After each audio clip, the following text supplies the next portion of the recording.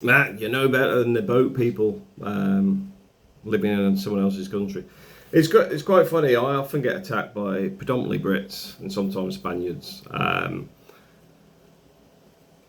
Now, my view on things is I fully understand if you're one of the local guys that lived in this town, probably the 80s. The population was about 200, 300 people. And now I think in the summer it's about 30,000. So I fully understand why some people would complain. But I also see people that live here as tourists or retired here complaining about the way La Mata is developing. The interesting thing about La Mata is it's landlocked because at the back we've got there's a big lake there with a nature reserve. It's protected. Down the right here, we've got the Molino Park, it's a water park, and then there's all the sand dunes and stuff, it's all protected. Down this side, between us and Guatemala, it's sand dunes, it's all protected. There is only this little bit of land.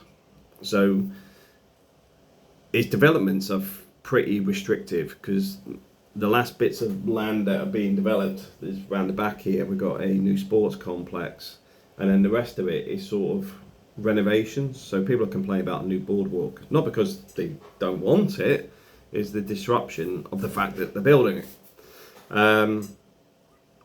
So I do get it. I mean, don't get me wrong, when something changes, a lot of people don't like change just generally. This is also part of the fear with people, is around the fear of change. That's why a lot of people stay in the same jobs for their entire lives, etc.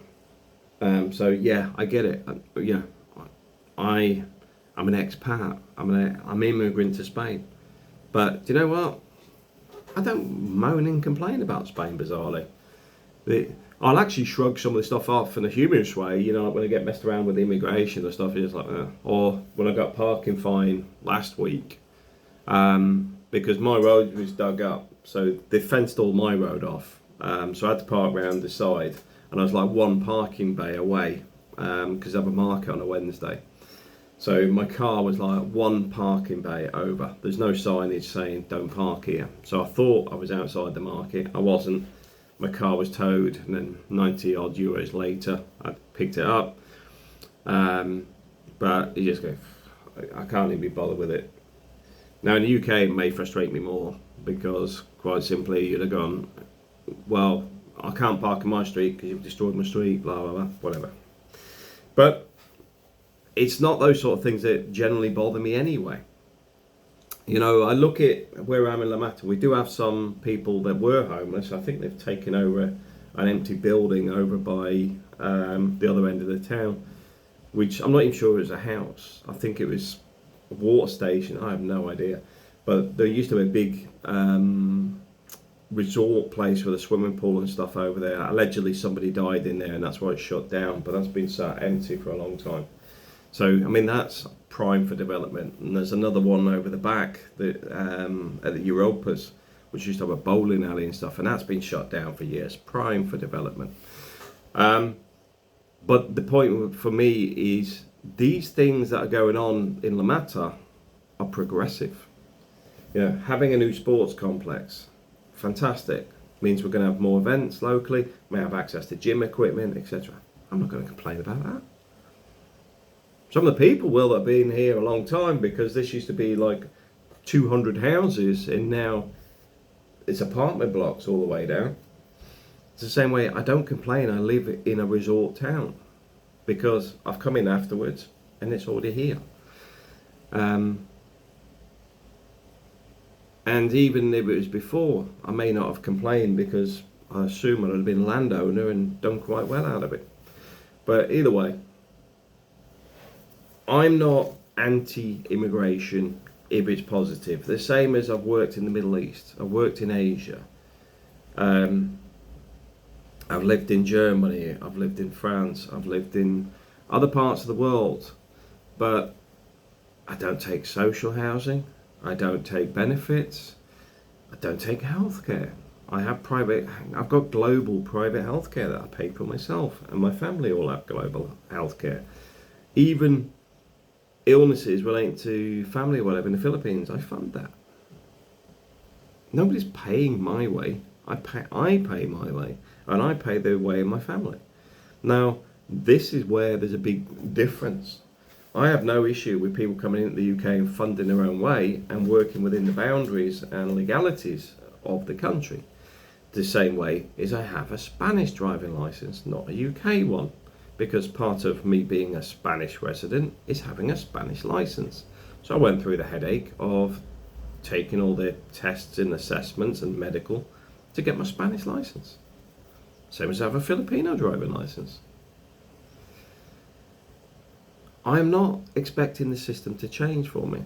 Any country I've been in, I've adapted to the needs and abilities of that society, and accept, some places do not like foreigners. I do accept that out in the Middle East, some of the locations, they're very two-faced, because to your face they're nice, and behind your back they can be quite racist. But do I let it bother me? No, I'm in their country. Now, this is where it all gets a bit weird when you come to the UK, because we've got a weird reversal thing on where we've got people whinging they haven't got this and haven't got that. Yeah, you go, right, what's your community paid in for this? Nothing. Right. So why are you asking for something? I didn't welcome you here, I didn't ask you here, you've come here illegally. Leave. Because oh Matt, you're racist. No, that's exactly how most of these countries would treat me if I come up whinging the way these people do. When I was dealing with immigration here, and it took, I think, 2 years to sort the paperwork out because of the way the criteria worked, and it was more to do with the local office down here didn't fully understand the legislation compared to the office in Alicante. I still didn't complain. My response was like YouTube videos saying, go to Alicante. They seem to understand it much, much better than the local office. I didn't slate the office and complain they should do this and do that. And when you look at why the legislation and stuff's changed, you fully understand it's people beating the system.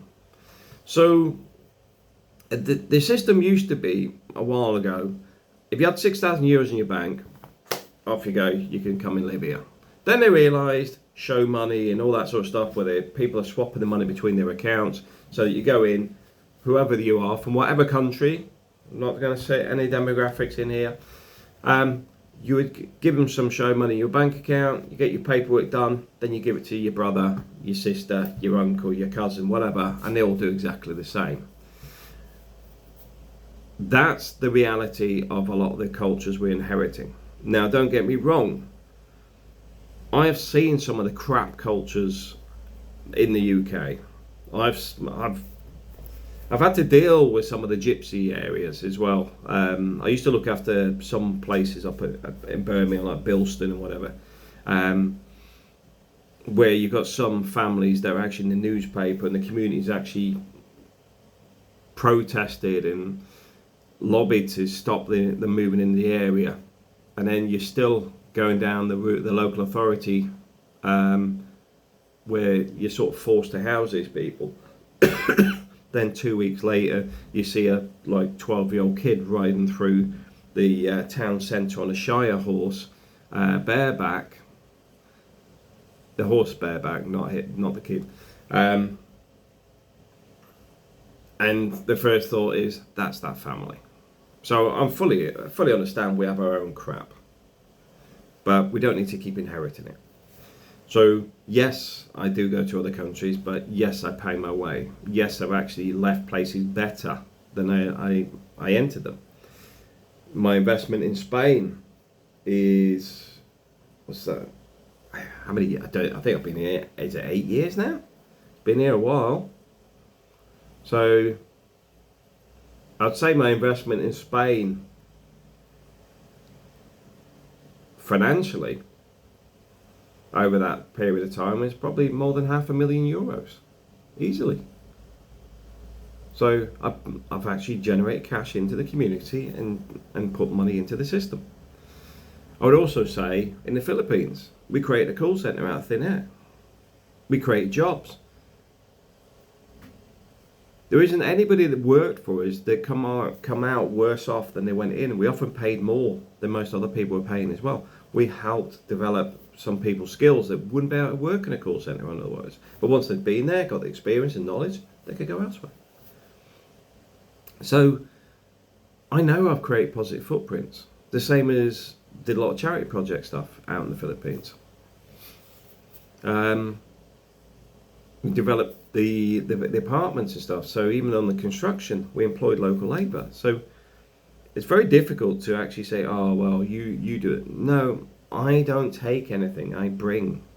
And that's a key difference to a lot of this conversation piece, where people try to compare you against somebody that's arriving on a boat, may not even speak English, unlikely to have any skill sets, although we are told there's a lot of doctors, engineers, etc. Which I really don't understand, because there is actually schemes to bring people in from abroad due to the state of the NHS. So, I mean, I've been to some hospitals where they've had over 300 Filipino nurses. Well, they didn't get there because of Brexit. They didn't get there because of having foreign husbands. They got there because the UK economy needed them, and they've gone out their way to actually get them to the UK. And then once they hit a certain age, we'll throw them out because they don't fit the criteria to live in the UK to be fully embedded in the immigration piece. They're just a bit like the Middle East. They're just imported labour, and you throw them out when you don't need them. So they are economic migrants that benefit the economy, and in fact may damage the Filipino economy. I remember looking at things like the burns units, where you're losing like your top surgeons, your top nurses, etc., because there's better money overseas. So the Philippines actually has its best people robbed blind, brain drained. So from an ethical point of view, I disagree with a lot of that stuff. I disagree that we should be taking these people from their own countries. If the reality is we should be investing in our own people through education, proper education, not multimedia studies, things like mathematics, sciences, the medical industry. Because let's face it, the big problem we have in the UK is a lot of these jobs have been made undesirable. And who's created that and why? It's like the police, you know, kids beating up police and then sticking it on TikTok and stuff, because they've been demonized and abused, and then you're not getting the best people apply for it. And obviously the law's generally weak as well. I've got to admit, here in Spain, I know some people will give you some backlash on that. They won't put up with the same crap that the guys do in the UK. I remember seeing during COVID, there was a guy with a machete that was threatening the guy with a dog. Police car pulls up, Spanish police. First policeman flicks his nightstick, so he's going to take the guy on with a machete. But what the guy with the machete sees is his partner's already drawing his pistol. As soon as he raised that machete, that guy's going to put him in the ground. No qualms. They do not put up with that crap.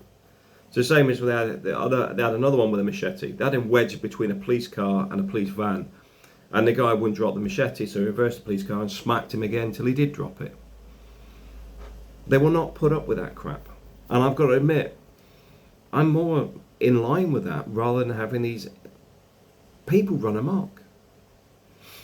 But it's not my system to change. The UK is in a peculiar space, and I can give my opinions, my views, etc.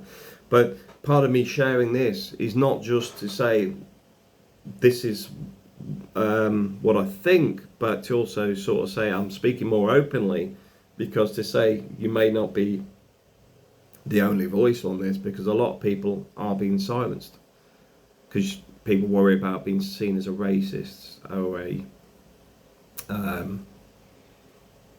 sexist, anti-gay, anti-trans, anti.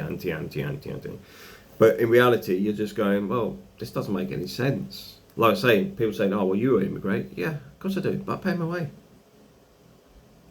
I go through the immigration process. I have my residency certificate. I have my wife and kids have got their residency paperwork. I've gone through all the criteria to be here legally. In the Philippines, a 13A visa, you know, I went through the whole process. I didn't go and get a rubber dinghy from Decathlon and turn up on the bloody beach. That's a major difference, but also I'm not taking anything from the economy. I'm putting things in the economy. We don't take healthcare, we pay our own. The only thing we do, what do you do?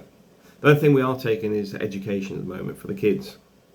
Now at the same time, I would actually say I'm paying a lot of money into the economy.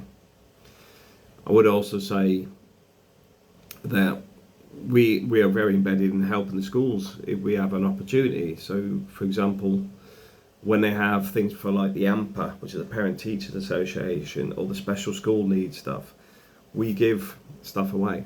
I mean, I think when the Ukrainian kids were arriving, I think it was 2,000 euros worth of food packs and stuff. I literally ordered it from Carrefour and got it delivered to the school. So it's not even me giving my, oh look at me, I'm doing charity work type nonsense. I literally just made a phone call and says, expect a delivery, all this stuff's coming for you guys. I try to do what I can in the community, for the community, and it's not my community in the sense of I'm just looking after Muslims, I'm just looking after my little part of this. It's to try and be a bigger person in the entire community. Even in Northampton, like I said, I often give coffee, sandwiches and stuff to the guys that I know are drug addicts, sleeping in the doorways of the supermarkets and stuff. Because I understand addiction's a very easy thing to overlook, because when somebody's addicted, it's very hard for them to break that chain. And it's very easy to look down on somebody because you go, oh, they're a drug addict. There's often stories behind that, abuse or whatever, that brought them to that position. There's also the side of it that once in that position, it's near impossible to break the cycle. So I understand that in the sense of, hey, who am I to judge? I don't know why they're there, but I can see they're cold, I can see they look a bit scrawny. I'm going to go and buy a sandwich for myself. There you go, guys, have that. And do you know what? They're generally nice people. Because, yeah, okay, I'm giving them stuff, but at the same time, they will, you know, they're not rude, they're not, you know, except for the guy that was a bit nuts in the shopping centre, giving it all that, and then running into the jewellers for whatever reason, then trying to call me afterwards. Those people, I'm not sure what's going on, but then that's tied in with the mental health stuff and etc, etc. Then we start looking at, well, we did get rid of all the mental health places and started this care in the community nonsense in the UK, which we don't admit has gone seriously wrong. I mean, I fully understand if people have got some issues, they're better off at home or whatever, but I also understand that there's many people out there that are a danger to themselves and others, and they can be shooed off even after killing somebody because of their mental state. When my argument being is, why did the state leave them out in the community knowing they're dangerous and volatile? But that's for another video. But yeah, as a immigrant, I have no issue with, you know, it's quite funny because people like saying immigrant to me because they think that winds me up. It doesn't. I use the term expat because I say it as I left. Expatriate is leaving a place, so that's me leaving the UK. Immigration is, you know, I'm not an economic migrant, and I'm not, you know, like, I may be here at the moment, so I may be a migrant at the moment, but in theory, I'm just as likely to go back to the Philippines for a couple of years or whatever, as I am to stay here. So that's why I prefer expat, simply because I leave a place, but I may change countries. I already have, like I said, I've lived in Germany, I've lived in France, I've lived in Spain, lived in the Philippines, lived in Hong Kong. That's why expatriates, Middle East, been all over the Middle East as well. So yeah, I have there's no problem being called an expat, immigrant either. But the reality is, I'm not taking from an economy, I'm injecting into an economy. I mean, even the stuff I was doing in the Middle East, that ended up winning the Shell oil contract for the FM company I was working for back then, which was an $80 million a year contract for managing the buildings in the Middle East, all the oil refineries and the accommodation blocks, the airports, what else do we have out there? The accommodation blocks, I know all the facilities, the catering, the roadways, big projects. So that benefit me personally? Only by the ability to travel. It was nice to see the facilities and going out to the desert and stuff, but ultimately a lot of the labour out there has been pushing out the white folk, the Westerners, to bring in people from India, Pakistan, Sri Lanka, Yemen and other places that are cheaper. But you don't see many of the white folk whinging about it, because let's face it, it's the Middle East, it's not our countries. Hence, I'm not whinging about what they get up to, because I'm there, go and do my work, get paid, move on. Where there's an issue is when people start trying to change stuff that is, the UK, whether I'm still here in Spain or not, just bear in mind, being from the UK, I'm still linked with it. Big changes still affect my pensions. My income is still predominantly made in the UK. I spend a lot of time in the UK. I spend a lot of time in London, where you've got people, like I said, a lot of knifing incidents and stuff going on there. A lot of pickpockets, a lot of Romanians begging on the trains and stuff that irritate the hell out of me. But at the same time, I accept the UK is the UK, but I don't see why we're pampering to a lot of these things that are not part of the UK. They're not part of that society. They're not part of our environment. And we're accepting it simply because people pull the race card. That's a problem. That's not a solution, that's a problem. Because it bubbles up, it gets worse. Hence, I think that's partly why the knife crime's up in London. Is because it's been used for political reasons, and it's encouraging the crime to get worse. But anyway, that's enough for today. Thanks for watching.